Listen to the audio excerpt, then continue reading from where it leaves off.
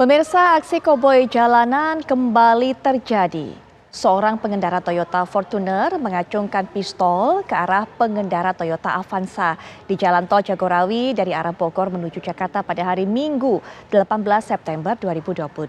Sambil Anda juga bisa lihat dalam video ini.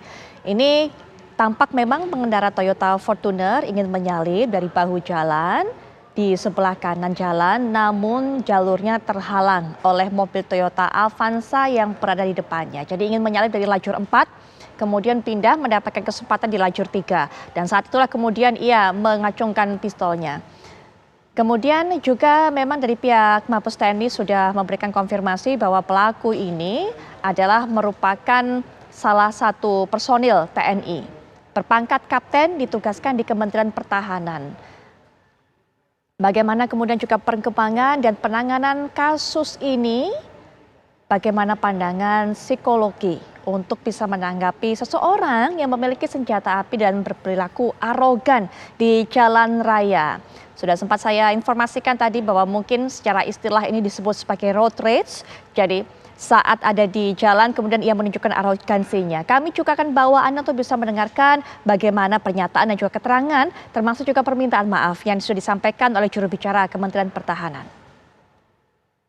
Kementerian Pertahanan secara resmi sudah melakukan proses hukum terhadap personil Kemhan yang melakukan tindakan tidak patut di Tol Jagorawi. Yang bersangkutan diputuskan akan dikembalikan ke Mabes TNI untuk kemudian dihadapkan dengan proses hukum selanjutnya oleh Puspom TNI. Kedua, Kementerian Pertahanan berterima kasih kepada seluruh masyarakat yang secara aktif peduli dengan tindakan dan perilaku personil Kementerian Pertahanan. Oleh sebab itu kami sangat berterima kasih dan menghormati kepedulian tersebut. Ketiga, Kementerian Pertahanan tentu memohon maaf kepada seluruh masyarakat yang merasa tidak nyaman dan merasa tindakan personil Kementerian Pertahanan tersebut tidak patut dan tidak layak. Oleh sebab itu, dengan terbuka kami memohon maaf kepada seluruh masyarakat. Demikian tadi keterangan yang disampaikan oleh juru bicara dari Kementerian Pertahanan karena memang mobil yang digunakan pada saat kejadian itu hari Minggu kemarin di ruas tol Jagorawi memang merupakan mobil berplat merah, mobil milik Kementerian Pertahanan. Sebenarnya apa yang terjadi, apa yang bisa membuat para pengendara kemudian melakukan hal seperti itu, apalagi kemudian saat ia membawa atau juga memiliki sebuah pistol. Kita akan dengarkan pendapat dari psikiater Dr. Danardi Sosrosumiharjo yang sudah hadir bersama saya di studio. Assalamualaikum warahmatullahi wabarakatuh. Selamat malam Dr. Danardi. Selamat malam. Izinkan saya buka. Baik, silakan dokter.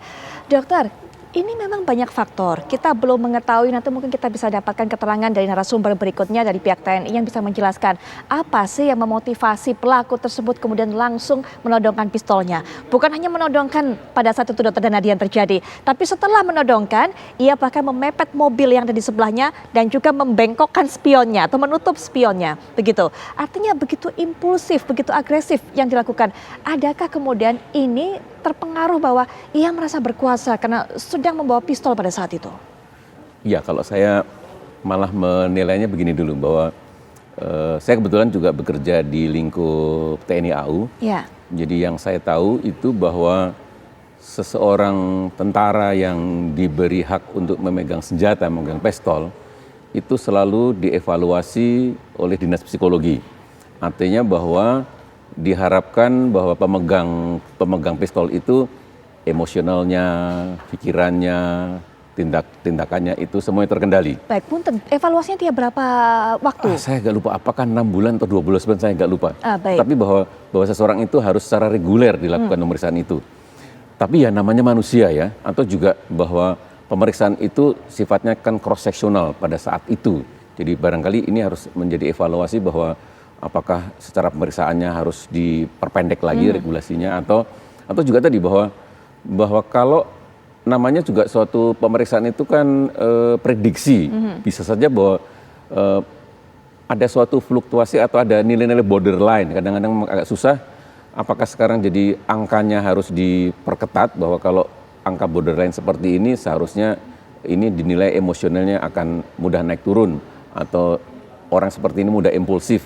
Sehingga orang-orang yang seperti karakter seperti itu harus dinilai ulang bahwa jangan diberi kekuasaan, jangan diberi untuk pegang pistol seperti itu misalnya. Tapi juga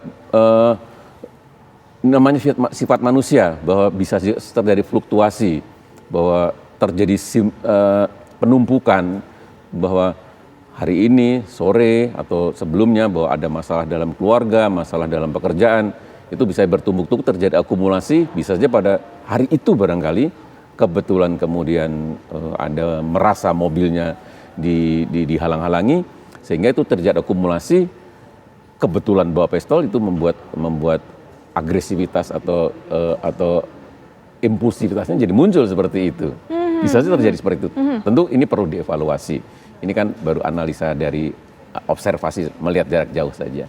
Baik, kalau ada satu lagi pendapat yang dikemukakan oleh pengamat keselamatan jalan raya, melihat perilaku para pengendara ini juga ada hubungannya dengan mereka yang merasa menaiki mobil yang begitu besar dengan ukuran besar begitu. Ini juga punya kecenderungan untuk sombong, arogansi dan juga nggak mau kalah, ingin nyalip dan berperilaku seenaknya di jalan raya. Dokter, bagaimana melihatnya? Benar itu, jadi merasa lebih berkuasa, merasa mobilnya lebih bisa kencang, bahwa tidak akan terkejar.